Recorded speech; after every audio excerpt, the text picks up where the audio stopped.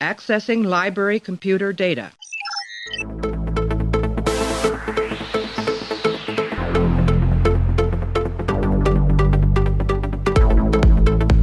And to make sure history never forgets the name Enterprise.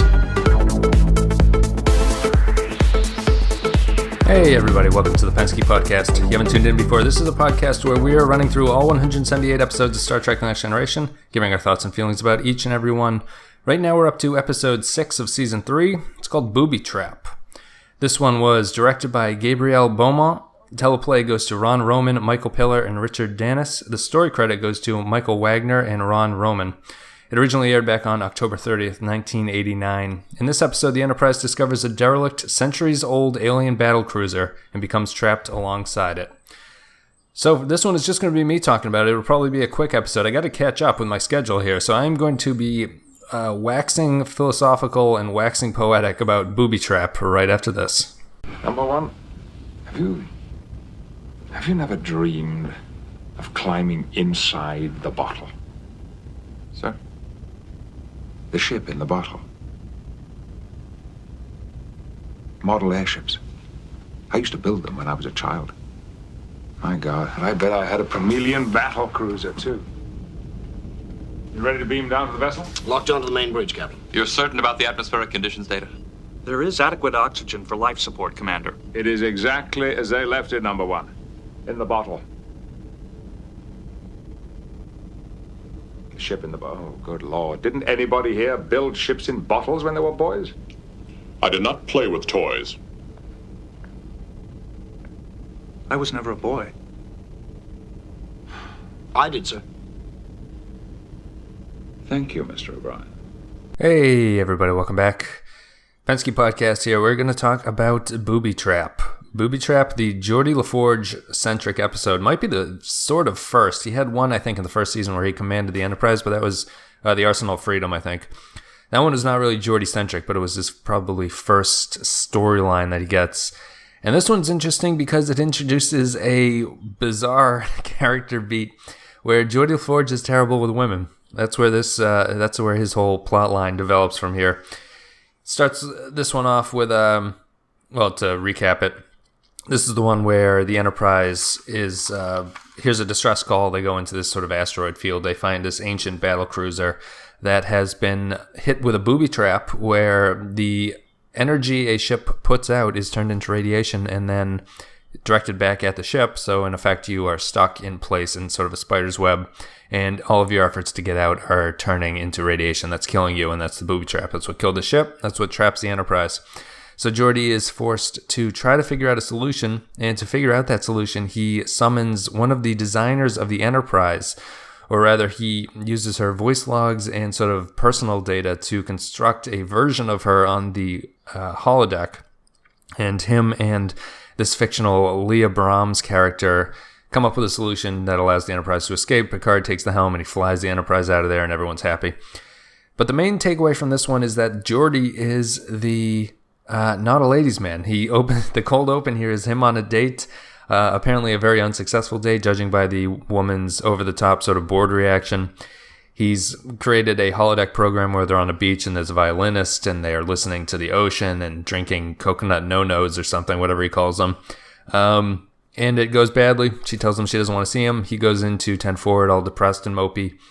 And Wes and Data discuss the fact that Geordi had apparently worked for weeks on this episode, which is absurd. Maybe that's the reason why he's not doing particularly well with women.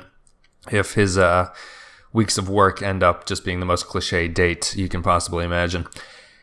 This episode, I remembered it being good. I remembered always liking this one. I think I like the concept of the booby trap better. I like the booby trap. I like the fact that Picard goes over to the ship and sort of explores it. I like their interaction with this ancient vessel. I liked all that stuff. If it had been more of a mystery, it probably would have been interesting. They discover what goes on really early. They can't escape. Anything they do causes their death. So there's this ticking time bomb thing going off where they have to get out of there real quick. I enjoy that aspect of it more. I like that high concept kind of thing. And what they do instead is this episode is super techno-babbly. I don't think I understand any reason as to why these things are going the way they are. I don't understand really why Geordi needs to summon this Leah Brahms holodeck creation. The episode does not deal with the Leah Brahms creation very well, but let me go back to I don't understand anything that inspires Geordi to create the Leah Brahms in this. I don't understand what he's trying to do. They kind of know that they don't need warp engines. Like the technobabble of them sort of fiddling around and arguing in the holodeck is not sensical and doesn't, like, there's nothing there for the viewer to follow about what they're talking about. It's really just the fact that Geordi has created this holodeck thing that he's falling in love with, and no one seems to think that this is weird or strange or anything like that. So this episode is it's odd because it's a lot of technobabble. It's not very interesting. The solution doesn't make sense. I don't understand how, if you use a lot of energy on this booby trap and it absorbs it, how using a burst at the start will somehow propel you. It seems like everything they were trying before to, use the engines to get away from the trap, and they weren't moving at all. So I don't understand how a sudden burst would not just be absorbed by the emitters, and then you can just, what they do is they do the sudden burst of energy, and then they coast out of the trap without using anything else.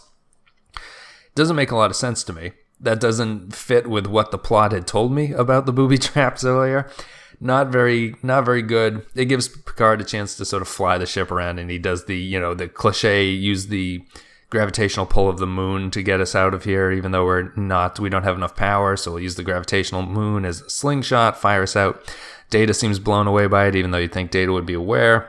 I don't know why Picard had to fly the ship. It's all that kind of stuff. It's none of the things that happen here are particularly born of the plot, I think, which is a problem.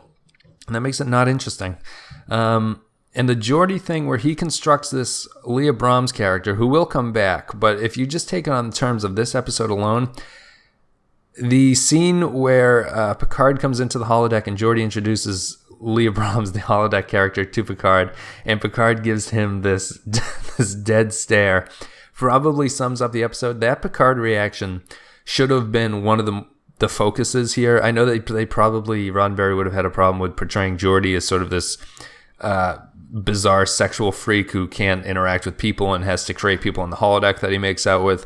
But that Picard look should be the main thing, because Geordi's introducing people to a holodeck program, to a computer program, as if it's a real person, when no one else has ever gone into the holodeck and been like, oh, this is so-and-so. Makes no sense. Picard's reaction makes a ton of sense, and it's a shame that they didn't follow up on it. The way this ends is bizarre, where Geordi makes out with a holodeck character, and then just sort of saves the program, and nothing is brought up of it. He comes to no realization that this is not something he should be doing. He saves the program. It's not like he comes to terms with, like, you're fake, and I need to do better in real life. It's bizarre. I don't mind the fact that I can understand the holodeck being used that way, and I'm sort of weirded out that the show doesn't pursue that more. They will eventually with Barclay and his holodeck addiction, but you'd think, this must be a Roddenberry thing, you'd think anyone who has the holodeck would have a lot of issues with this stuff. I know addiction and all that is sort of frowned upon in this Next Generation universe, but if that's how you want to make an interesting story, you do that. They don't do it here. Geordi sort of wins, and then Geordi gets to make out with his love, which is a holodeck program, which implies that he's somewhat disconnecting from reality. And I don't know. It just doesn't sit well. It doesn't work. Nothing here works. That's the problem. I love the high concept, but the Geordi personal stuff doesn't work, and they continue this character beat for far too long. It's going to be sort of a character thing. And then, it's a Geordi-centric episode, and it's not particularly good. So let's get to our final thoughts. I've always thought that technology could solve almost any problem. It enhances the quality of our lives, lets us travel across the galaxy, even gave me my vision. But sometimes you just have to turn it all off. Even the gypsy violins. Violins? Different program.